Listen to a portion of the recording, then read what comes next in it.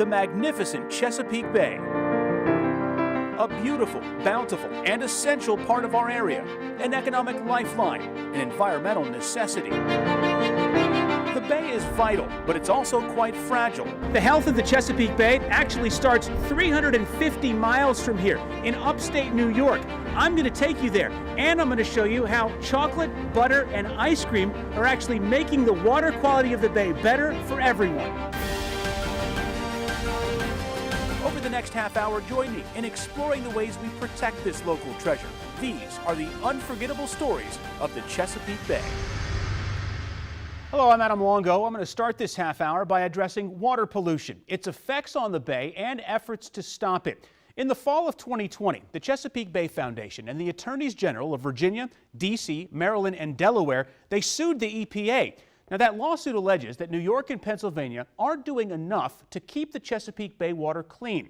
So I took a road trip to investigate what our neighboring states to the north are doing and if it's enough to help save the bay.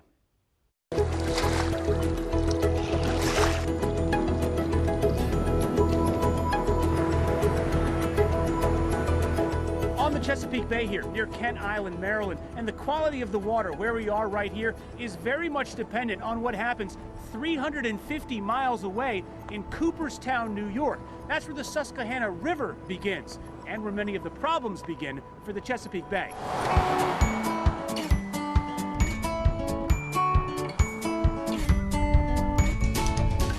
The water here in New York's Otsego Lake will ultimately flow south to the Chesapeake Bay. But along the way, this water is going to pick up a lot of toxins. We're talking about farm fertilizer, sewage, industrial waste, cow and chicken manure, and all of that stuff is what's killing the fish, the crabs, and the oysters in the bay because it's sucking all of the oxygen right out of the water. Dr. Beth McGee with the Chesapeake Bay Foundation. Obvious but important question. Why is clean water in the Chesapeake Bay so important? A lot of people move to Maryland because of the bay. They like to fish in the bay, they like to swim in the bay. Commercial fishing is big, crab industry, striped bass, which is a favorite fish, so drives the economy. Are New York and Pennsylvania living up to their end of the bargain to keep the bay clean? Pennsylvania, no. New York, maybe. This is a no-till strip here, and I haven't really planted. I did plant some clover. Wendy Walsh, we're here in Tioga County, New York. You are a project manager for the Upper Susquehanna Coalition. We're here on Twin Brook Farms. We're here on Marvin's farm. Why did you bring us out here today? What did you want us to see? I wanted to give you an example of conservation work that's happening in the watershed and the upper parts of the Susquehanna River watershed to show the impacts that we're making and the benefits that we're providing to the Chesapeake Bay.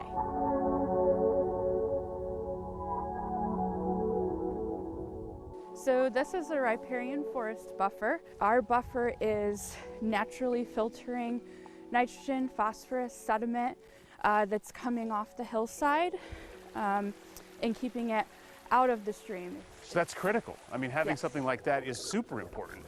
Absolutely. So the riparian buffer is just one component of several that have been incorporated on this farm. Correct. What are some of the things that you've done here on the farm? Built fences, what I could make, and then managed water systems for it. Also made a water tank. You sound like you want to incorporate a lot of environmentally friendly practices here, but then there's also a kind of a financial part to that too, where I'm sure you can't do everything you want to do because it would drive you out of business.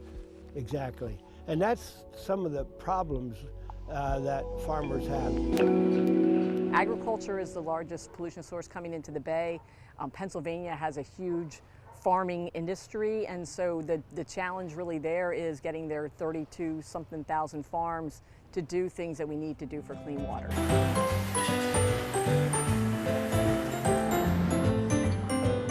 So we've made our way downstream now. We're in Lancaster County, Pennsylvania, at the Turkey Hill Ice Cream Factory with Derek Fry.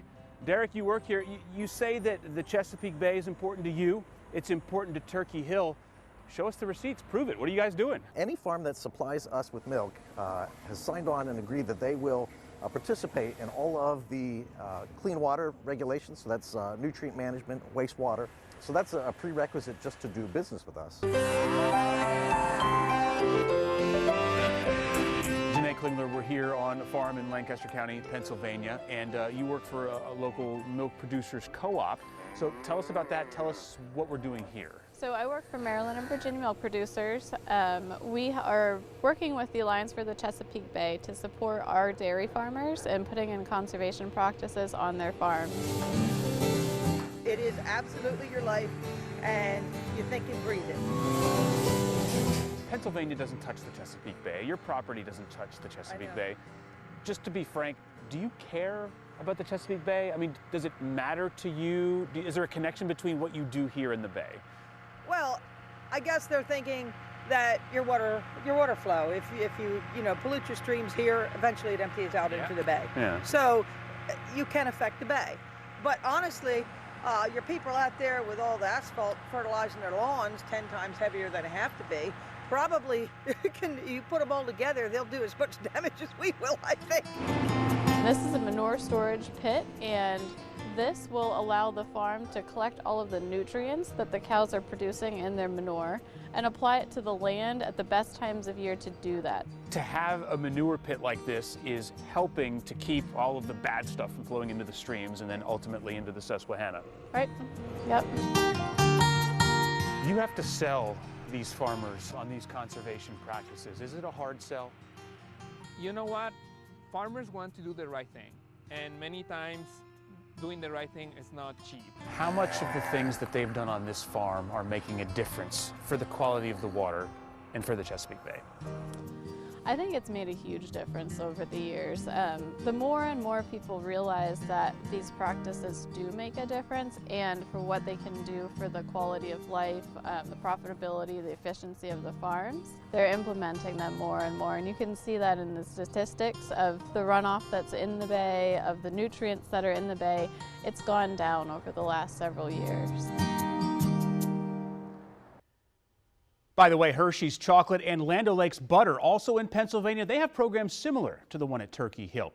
Well, now let me bring you up to speed on that lawsuit from the EPA. The Chesapeake Bay Foundation says there are active settlement discussions underway, but every day without a solution is another day that 10 to 15 million pounds of nitrogen and phosphorus-based fertilizer and other water toxins flow right into the Susquehanna River and on into the Chesapeake Bay.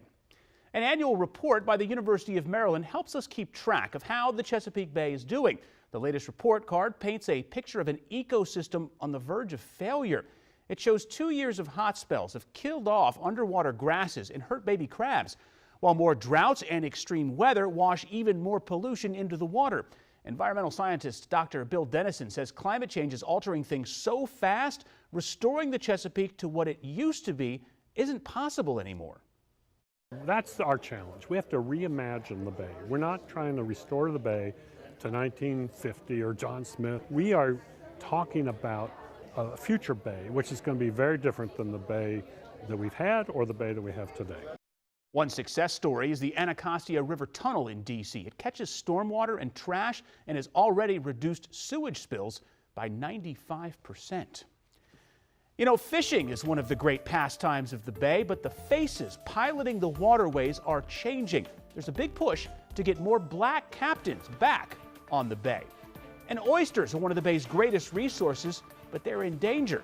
Not so fast, says two cousins who supply a lot of our area's restaurants. They're on a mission to help oyster lovers and also help keep the Bay's water clean. There's a desperate effort underway to replenish a dying breed of Maryland watermen and women on the Chesapeake Bay. WUSA9 meteorologist Caitlin McGrath goes in depth to explore what's behind the diminishing number of minorities in aquaculture. Head out on the waters of the Chesapeake Bay and you won't find many black boat captains anymore. Their numbers are dwindling fast, but the next generation stands determined to prevent their total extinction. The idyllic waters of the Chesapeake Bay. They looked exactly like this in the 1600s. That's when the first African Americans saw this bountiful body of water. And as we open the book of the Bay's history, their contributions leap off the pages. Watermen and boat builders, cooks and oyster harvesters. Turning the page to the present day, it's the Shirley B. 3, the head boat of the oldest living black captain on the bay today, 84-year-old Montreux Wright. I started coming out with my dad when I was 5 going on 6. His son, 63-year-old Captain Lamont Wright, is the next chapter. And he's hoping to bait some hooks to preserve a dying legacy, an endangered species, minorities in aquaculture. Years ago, there was so many black captains. That's all the blacks did if they wanted to make some money. Now, it's no blacks hardly involved in it. So my goal is to make this a living legacy for the black watermen and the black captains of the Chesapeake. The black watermen of the Chesapeake Bay has the same kind of impact as a Tuskegee Airman. They have the same kind of impact as a Buffalo Soldier, but their story is just beginning to be told. And that story continues with the third generation of the family you're meeting in this story. I was 5 years old. I started on my grandfather Montreux Wright's boat. 27-year-old Cedric Cooper says it's his grandfather's work ethic that's driven him to his destiny. This is something that I feel that I have no other choice but to get into because he's worked too hard. I want my son to go ahead and take over and enjoy and have a good way of life. If somebody don't step up and do something right now, it's over.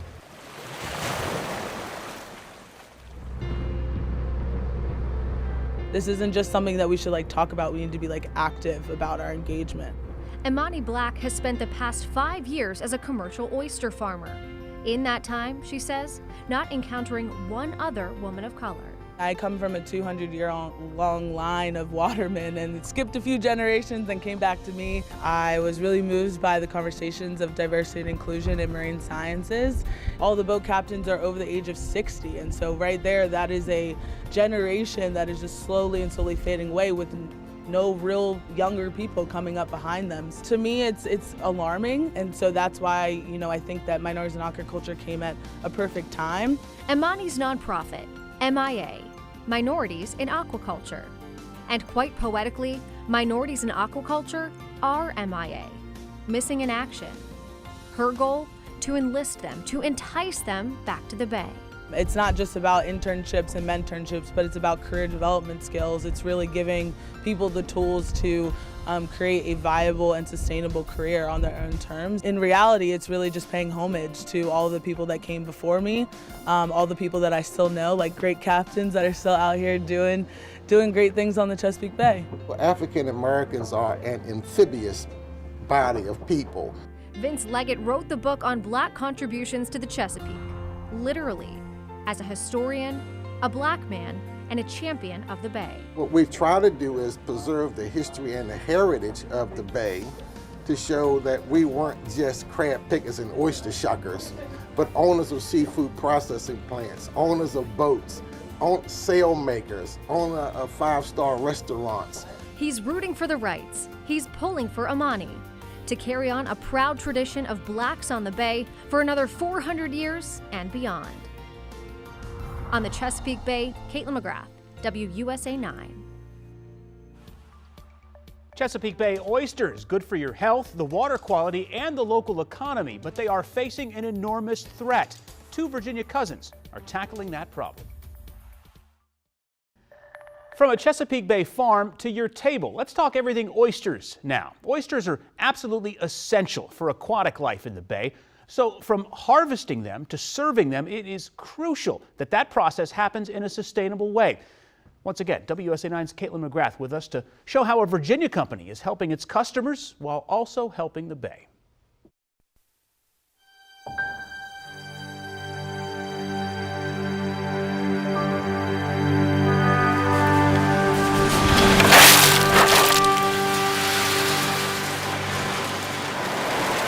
The Rappahannock Oyster Company in Topping, Virginia is a family business, passed from grandfather to grandson. Pretty sweet desk, right?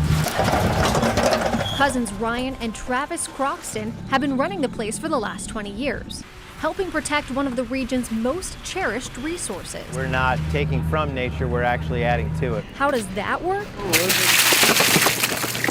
Well, these aren't wild oysters. They're grown in a protected environment. The idea is while we're farming these, the wild population gets a chance to rebound. Patrick Oliver is one of the company's oyster farmers. He's helping the native oysters rebound from decades of disease and over-harvesting that depleted the Chesapeake's oyster harvest to less than 1% of what they once were. It's work that thousands of lives depend on. Without the oyster, you don't get these effects that allow for a healthy ecosystem. According to the Chesapeake Bay Foundation, adult oysters filter up to 50 gallons of water a day each. With fewer of these natural cleaners, all aquatic life was at risk. But thanks to oyster farming, that's starting to change. Rappahannock's operations happen across 150 acres of the Chesapeake. Most of the action happens beneath the surface.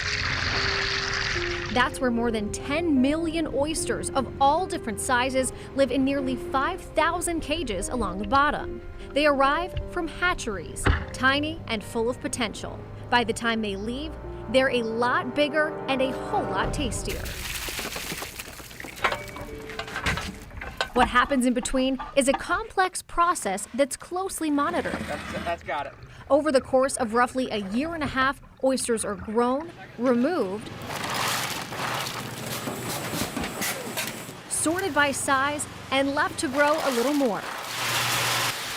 Rinse and repeat until they're ready for market, and it's a high bar to get picked. Most of these oysters actually go back out in the water. We're really only kind of cherry picking the best oysters for market. Oliver makes sure that each oyster gets enough care, not just to survive, but to be healthy and, of course, tasty. To the well-trained tongue, he says it's obvious they're from the Chesapeake. Part of Rappahannock's own operation is a tasting room right across the street. But accessibility is important too, and one of Croxton's top priorities. We also want to be able to make oysters affordable and available to just about anybody.